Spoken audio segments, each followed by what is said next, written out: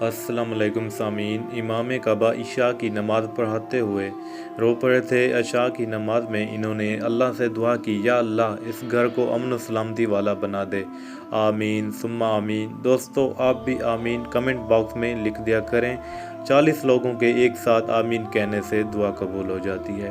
دوستو وہ ویڈیو اب آپ ملاحظہ کریں جس وقت امام کعبہ عشاء کی نماز پڑھا رہے تھے تو اس وقت ان کو رونا آ گیا، ہر شخص کی آنکھ میں آنسو تھے اس وقت۔